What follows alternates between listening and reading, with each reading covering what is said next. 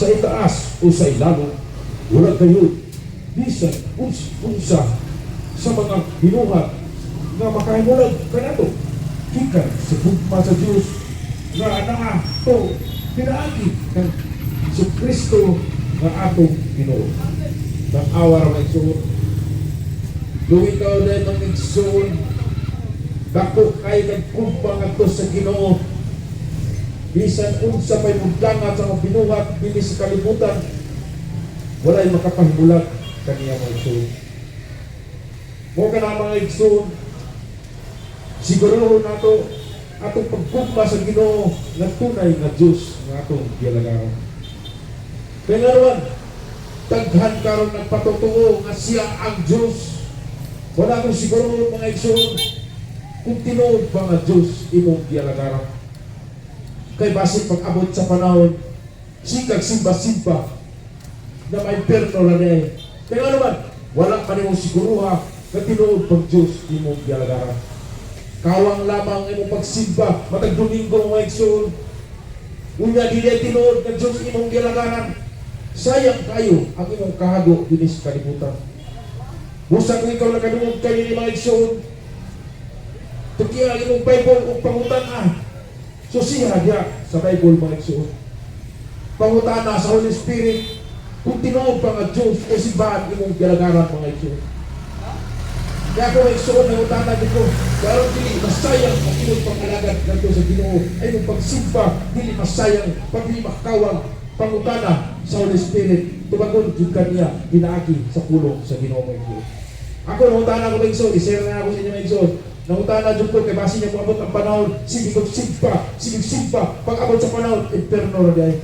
Mo na ipisok sa inyo kasi kasin ng igsoon. Nangutana ko sa Bible ng igsoon, hindi dito magkinaw, hindi dito sa Isaias 2:5, hindi dito sa pulong sa Ginoo. Oo, mga kaliwat nyo ko. Nali, maglakaw kita, subay sa kahayag sa Ginoo. Mo na dito sa ako mga igsoon, sadya nangutana ko sa pulong sa Ginoo mga igsoon.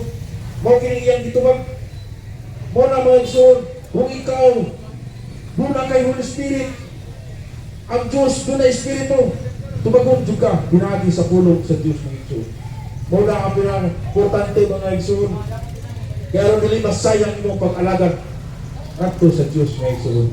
Padayon ta mga igsoon ingon diri sa unang Korinto versikulo 8 verse 3 ingon diri ang pulong sa Ginoo apan ang tao nahigugma sa Diyos Nelhan niya, tanawa ka mga unsa mong pamaagi na ikaw anak ka sa Diyos mailhan ka niya anak sa Diyos unsa'y buhaton na igsoon nga ikaw mailhan muupig ka sa iyang mga pulong mga igsoon. Kaya once nga muupig ka i-aplikan ni mo tanan likayan din mo ang mga daot na buhat mga igsoon. Kaya naman usa naman ka kaanak sa Diyos mo ka na mga igsoon kung ikaw sa kaanak sa Diyos mugawas kung sinong baba ang mga pulong na dili, ang mga maayon. For example, mulumpitan ni mong tiil, kamot, magkaingon dyan ka nga, salamat Lord, na mugawas kung sinong baba ang glory to Jesus. Kaya dito pa na sa tawanon, mulumpitan ni mong kamot, tiil, ingon siya kami, yawa, o di ba? Mo ka na ang tao, mawala ka mo ila sa Ginoo, ug wala mo higugma sa Ginoo. Pero ikaw, nagugma ka sa Ginoo, panahon sa may pita ni Montil, mag-ingon doon ka, glory to Jesus. Mao ka na maigsoon ang tinilhan na anak sa Diyos, kung ikaw nagugma, magtuman ka sa mga pulong sa Diyos. Buhaton mo iyang isubo, maigsoon. Sa unsa pa mga buhat, sa manini, nagkasagyaw kami, kaya nagugma kami sa Diyos. Kung wala ka nagugma sa Diyos, dili ka makabuhat nini. Ug walay, umaw kini. Kung ikaw nagwali, nagugma sa Diyos, doon ay bugiya ka nimo. Mo ka na ang Holy Spirit. Bugiya sa imo mga igsoon.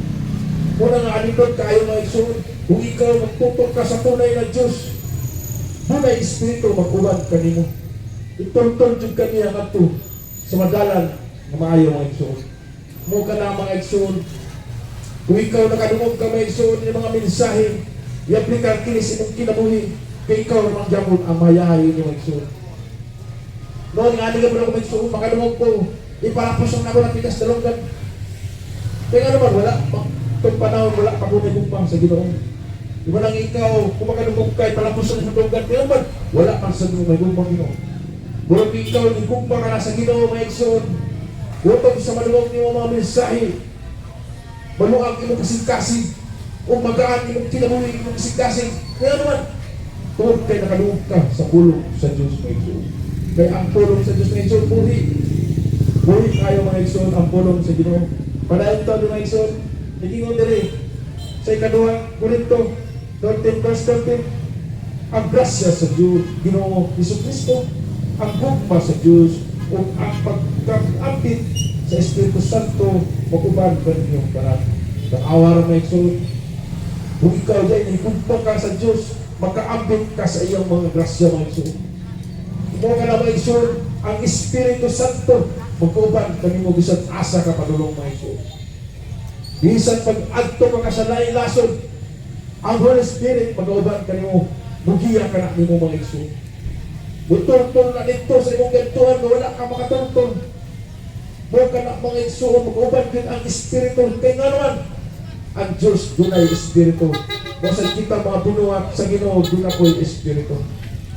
Kung ikaw nang alagad ka ng tunay na ginuwin, makabatong sa kagtunay na ginuwin na Espiritu, mga igsoon. Pero ikaw na patutuon ka lang ng alagad, nagsimba-simba, pero wala singkasing, mga igsoon. Wala, yapo na, mga igsoon. Eggs lang yapo na. Wala ginigos ko sa inyo. Once ikaw magsimba, mga alagad, hugot yun kayo, mga igsoon. Ayaw pagluag-luag, kay basi mo abot ang panahon, pagbalik ni Kristo. Wala ka magtinug-anon, wala ka nagkinabuhi.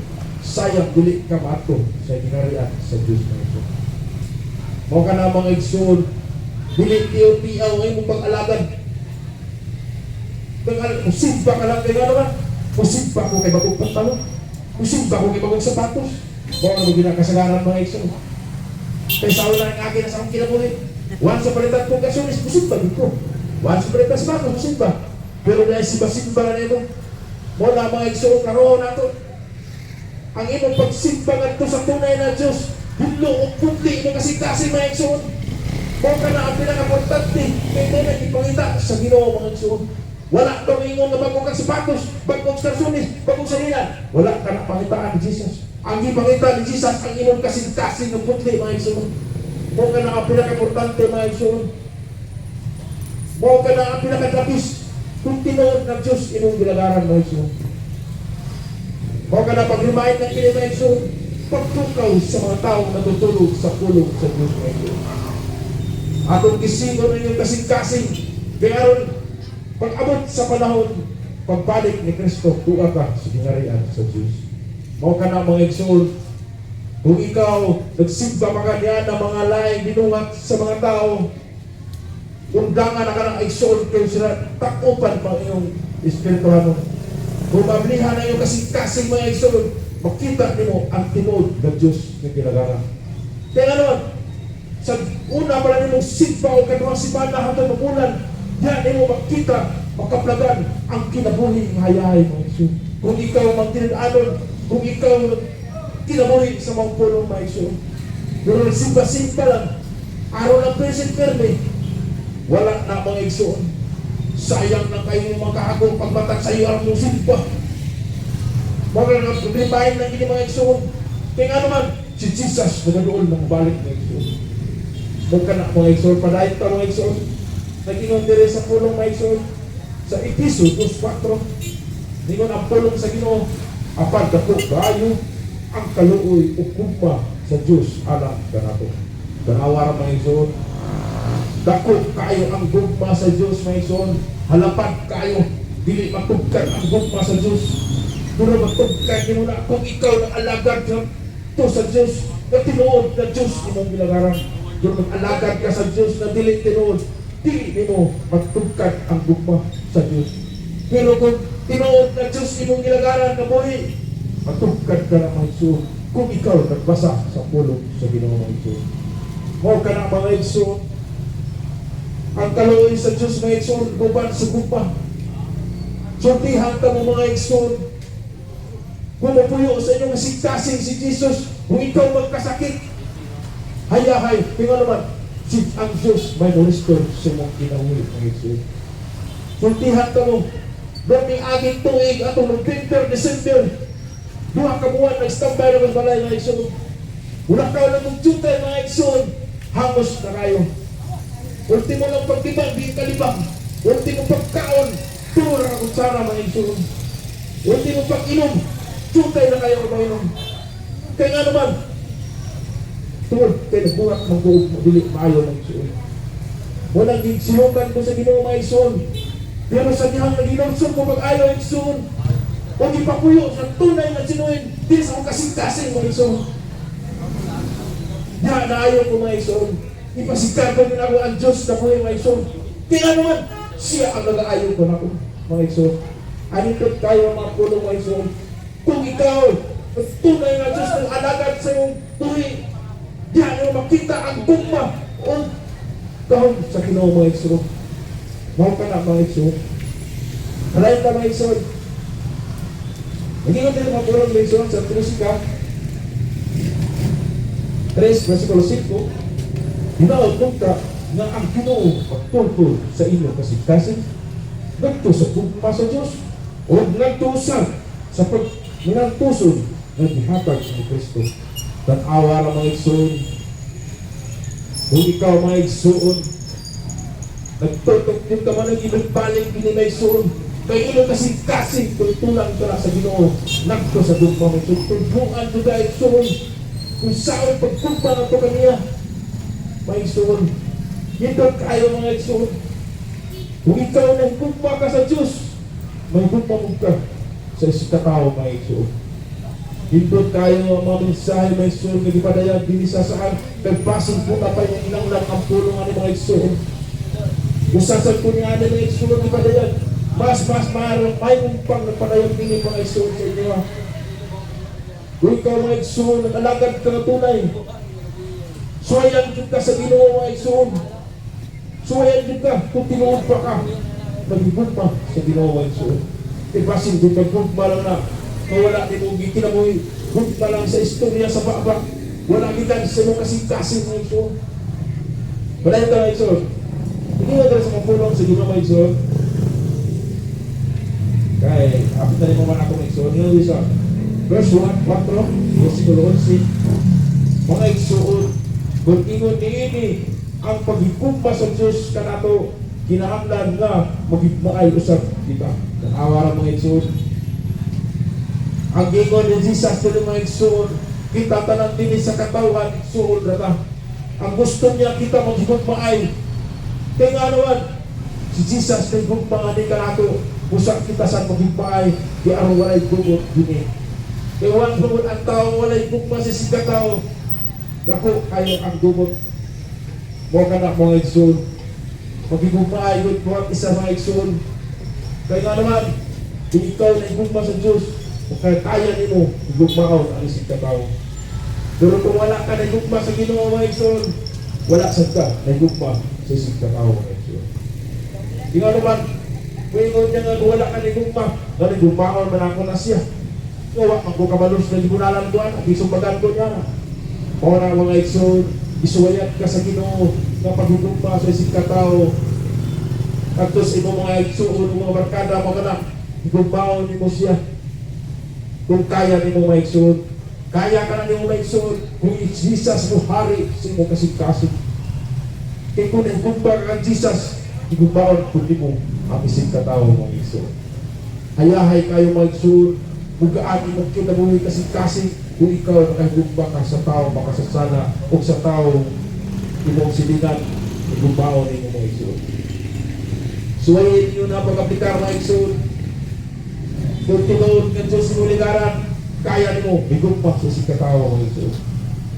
Kung hindi mo tinuod ka Diyos mo ligaran, di mo kaya ang sikatawa higugma mga igsoon. Nga na karon, iyong silingan, nangawat ng mga gulay, kung sa pagkipagkawat niya, masuko ka. Tawa man din ka, mahigugma siya. Pero kung nahigugma ka sa Diyos, kung sino silikan niyo, diyan ka niyo mga tanong niya, unsa pa, kaya mo sa inyo. Pero naman, ipuro man si Jesus sa imong kasing-kasing mga igsoon. Balayan ka mga igsoon, hindi nga dili sa last verse na niya mga igsoon. Hindi nga dili sa verse 1, or verse 1, ano ba din sa rin? Verse 1, 4, versikulo 21, tingin ang pulong sa Ginoo, ang isugo ni Kristo kanato, bao kini, ang kahigugma sa Diyos, kinahanglan may gugma usab sa iyang si katao. Tanawa na namin suot. Istorya na ako ni kanina, kung ikaw ni gugma ka sa Diyos, kaya mo nimo gugma ang si katao mga igsoon.